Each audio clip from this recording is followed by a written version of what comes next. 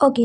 हमने पिछले चैप्टर में देखा था कि हमारा हीरो बोल रहा होता है कि हम एक कपल बनने जा रहे हैं। अब हम आगे देखेंगे। हमारी हीरो बात को सुन के हैरान हो जाती है, बोलती है। फिर हमारा हीरो मासूम सा चेहरा बना के बोलता है, क्या आपने सोचा था कि हम एक कपल नहीं बनेंगे?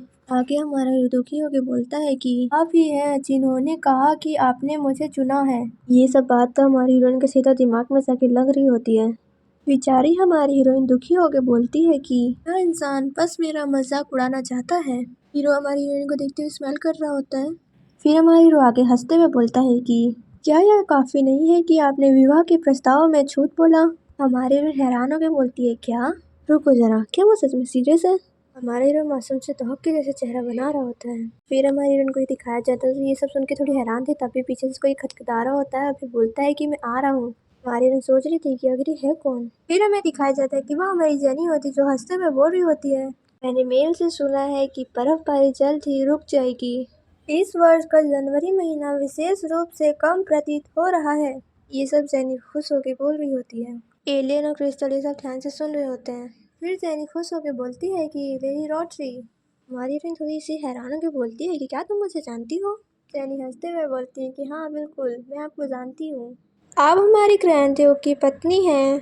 हमारी हीरोइन बेचारी मन में दुखी होकर बोलती है कि पत्नी? वह कहती है, क्या इस जगह के लोग जानते हैं कि हम पहले से ही शादीशुदा हैं?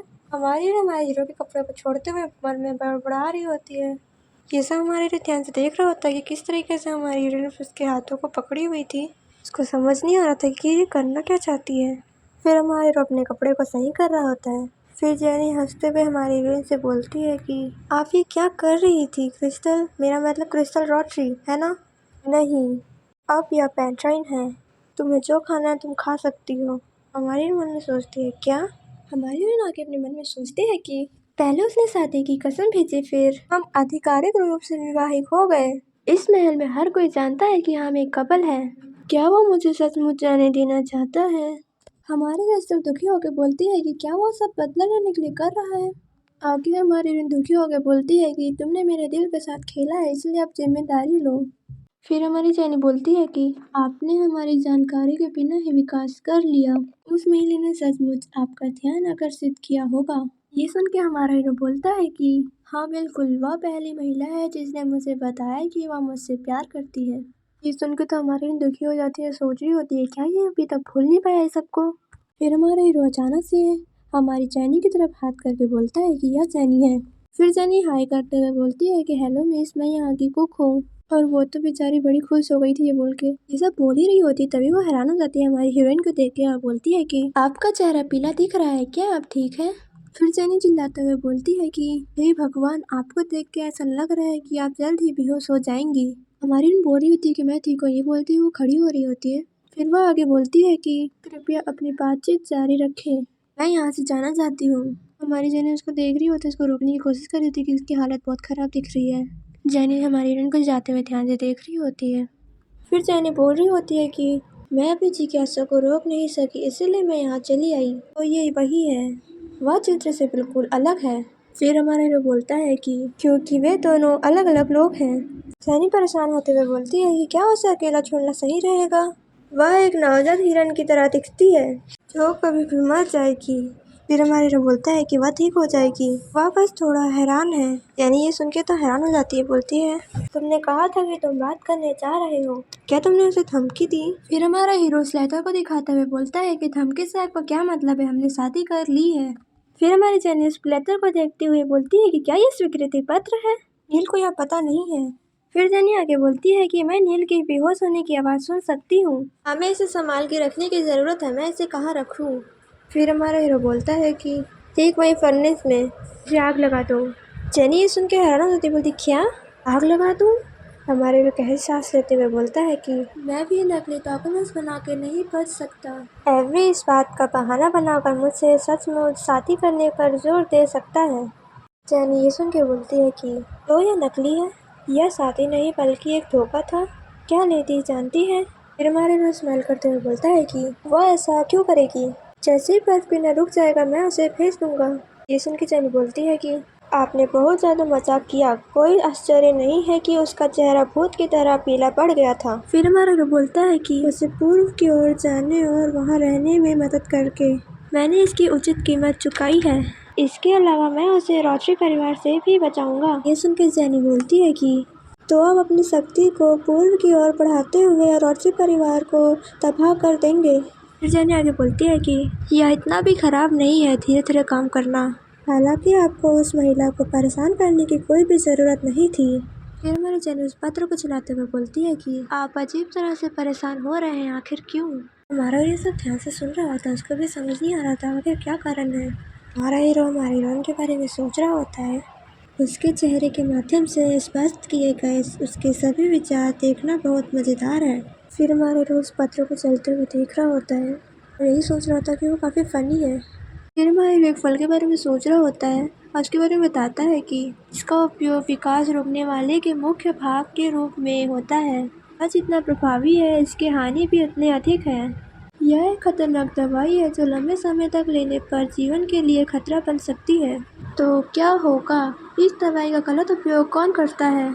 फिर हमें पेंट्री महल दिखाया जाता है जहाँ पे बाहर में बहुत बर्फ गिर रही होती है। फिर हमारी हीरोइन को दिखाया जाता है जो बहुत ज़्यादा बीमार लग रही होती है और हमारी हीरोइन सोच रही होती है मन में कि शायद ऐसा इसीलिए है क्योंकि मैं ज़रूरत से ज़्यादा काम कर रहा हूँ लेकिन मेरा शरीर दर्द कर रहा है। हमारी हीरोइन बीमार होते हुए भी मन में सोच रही होती है कि मैं जल्दी ठीक हो जाऊंगी कुछ दिन में। फिर हमारी हीरोइन आगे बोलती है कि जब तक बर्फ साफ नहीं हो जाती मैं कुछ भी नहीं कर सकती, मुझे एक ही जगह पे रहना होगा और जब बर्फ रुक जाएगी तो क्या मैं इस जगह को छोड़ पाऊंगा? ये सब हमारी हीरोइन थोड़ी उदास होकर बोल रही होती है। फिर हमारी हीरोइन हमारे हीरो के बारे में सोच रही होती है कि मैं नहीं जानता कि वो क्या सोच रहा है।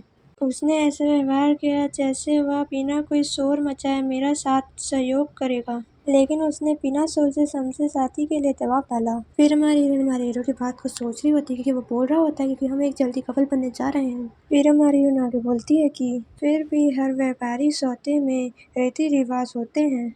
जब मुझे अपने जीवन साथी से विवाह करने की अनुमति मिल गई है तो मैं उसे कैसे छोड़ सकता हूँ। मुझे नहीं पता कि वह मजाक कर रहा था या नहीं, लेकिन उसने कहा कि वह मेरी मदद करेगा। एक बार जब मैं पूर्व में पहुंच जाऊंगा तो मैं अपने बालों को कटवा लूंगा और उन्हें रंग दूंगा। फिर मैं अपने लाइफ को जी सकता हूँ एक बिल्कुल अलग व्यक्ति की तरह। ये सब सोच के हमारी हीरोइन रोने लगती है। फिर वो हमारी हीरोइन बोलती है कि मुझे बहुत डर लग रहा है मैरियन, तुम कहाँ हो? फिर हमें दिखाया जाता है कि सुबह हो चुकी है। नील बोल रहा होता है कि क्रिस्टल की तबीयत ठीक नहीं है। फिर हमारा हीरो पूछता है कि क्या उसकी तबीयत ज़्यादा खराब है? मुझे यकीन नहीं है क्योंकि वह कहती है कि वह ठीक है। ये सब सुन के हमारे हीरो हमारी हीरोइन के बारे में सोच रहा होता है कि मैंने सोचा कि वह घबराई हुई है इसीलिए पीली पड़ गई थी। क्या वह सच में बीमार थी? फिर जैनी बोलती है अगर हम कल के बारे में सोचे तो उसका चेहरा पूरी तरह सफ़ेद पड़ गया, कोई भी बता सकता है कि वह बीमार है। ये सब सुन के हमारा नील जैनी से बोलता है कि क्या मैंने तुमसे नहीं कहा था कि उससे मिलने मत जाना? ये सुन के तो हमारी जैनी चौंक जाती है। फिर बोलती है कि ये सब छोड़ो, मैंने कल तुम्हें बताया था कि वो बीमार लग रही है। ये सुन के तो हमारा नील चुप ही हो जाता है। फिर जैनी हमारे हीरो की तरफ उंगली करके बोलती है कि आपने कहा था कि वह बस हैरान थी। ये सुन के हमारा हीरो बोलता है क्या? फिर हमारा नील जैनी को बोलता है कि आप उनकी तरफ उंगली कैसे उठा सकती हैं? फिर हमारा हीरो थोड़ा परेशान होकर बोलता है कि बर्फ के कारण डॉक्टर को बुलाना मुश्किल होगा। फिर जैनी खुश होकर बोलती है कि क्या आप चाहते हैं कि मैं डॉक्टर को अपने पीठ पर उठा कर लाऊं? फिर हमारा नील ये सुन के चिल्ला के बोलता है कि क्या आप डॉक्टर को बर्फ में जमाने की कोशिश कर रहे हैं? फिर नील बोलता है कि हर कोई आपके जैसा राक्षस नहीं है। फिर हमारा हीरो बोलता है कि सबसे पहले मिलो से कहो। फिर हमारा हीरो मना करते हुए बोलता है कि फिर हमारा हीरो खड़ा होकर बोलता है कि मैं जाऊँगा उसके पास मिलने के लिए। नील हैरान होकर बोलता है आप जाओगे? फिर हमारा हीरो बोलता है कि बेशक मुझे जाना चाहिए। हमारा हीरो स्माइल करते हुए बोलता है कि क्योंकि मेरा एकमात्र प्यार बीमार है। फिर हमें दिखाई देता है हमारे हीरो को जो हमारी हीरोइन के कमरे में गया होता है और उसे देख रहा होता है। क्रिस्टल की तरफ हाथ लाते हुए हमारा हीरो उसका नाम ले रहा होता है। हमारा हीरो उसके गाल के पास अपना हाथ रख रहा होता है, उसको ध्यान से देख रहा होता है। बेचारी हमारी हीरोइन जिसकी हालत बहुत खराब थी वो मन में कर रही होती है। फिर हमें दिखाई देता है कि हमारा हीरो अपने ग्लव्स को निकाल रहा होता है। हमारा हीरो उसका फीवर चेक करने के लिए उसके सिर पे हाथ रख रहा होता है। हमारा हीरो थोड़ा परेशान हो जाता है क्योंकि हमारी हीरोइन का तबीयत कुछ ज़्यादा ही खराब हो गया है। फिर हमारा हीरो हमारी हीरोइन को उठाते हुए उसको लेके जा रहा होता है। फिर हमारा हीरो हमारी क्रिस्टल को देखते हुए बोलता है कि दर्द सहन करने से आपको कोई लाभ नहीं मिलेगा। आगे हमारा हीरो बोलता है कि का एक पक्ष आश्चर्यजनक रूप से मूर्खतापूर्ण है। हमारे क्रिस्टल को तो कुछ पता ही नहीं है इसके साथ हो क्या रहा है। फिर हमें दिखाया जाता है कि हमारा हीरो उसे अपने कमरे में लेकर आ रहा होता है। उसे देख कर हमारी जानी तो कुछ ज्यादा ही डर जाती है, बोलती है तुमने तो मुझे डरा दिया। उसके बाद वो स्माइल करते हुए बोलती है कि ओह ट्यूब, क्योंकि तुम्हें काम करना पसंद नहीं है इसलिए हमने सोचा कि तुम चली गई होगी। आगे जानी बोलती है कि हम शर्त लगा रहे थे कि अगर, तभी जानी की नजर हमारी हीरोइन की ओर जाती है, बोलती है अरे बाप रे। फिर हमारी हीरो जानी से बोलता है कि मीलो को बुलाओ और नील से बोलते हैं कि क्या हम इस रूम का प्रयोग कर सकते हैं। फिर नील बोलता है कि कमरा आपके उपयोग के लिए हमेशा तैयार है। फिर नील हमारे हीरो से बोलता है कि क्या मुझे आपसे उसे ले लेना चाहिए, हमारी हीरोइन की बात चल रही है यहाँ पे। फिर हमारा हीरो बोलता है कि कोई ज़रूरत नहीं है। फिर हमारा नील हमारे हीरोइन के बारे में पूछता है कि अब वो कैसी है। फिर हमारा हीरो बोलता है कि मुझे अच्छे से पता नहीं है, मैं कोई डॉक्टर नहीं हूँ। फिर हमारा हीरो हमारे क्रिस्टल की तरफ देखते हुए सोचता है कि इस दर्द से मैं तुम्हें जाने नहीं दे पाऊंगा, भले ही मैं तुम्हें जाने की परमिशन दूं। आप बहुत परेशानी खड़े करने वाली व्यक्ति हो। फिर हमें उस रूम को दिखाया जाता है। हमारा हीरो हमारी हीरोइन को बेड में सुला रहा होता है और नील बगल में खड़ी होकर ये सब देख रहा होता है। फिर हमारा हीरो अच्छे से सुला के उसे ध्यान से देख रहा होता है। फिर नील बोलता है कि मुझे आशा है कि यह कोई सीरियस बात नहीं है, यकीन है कि सब ठीक हो जाएगा।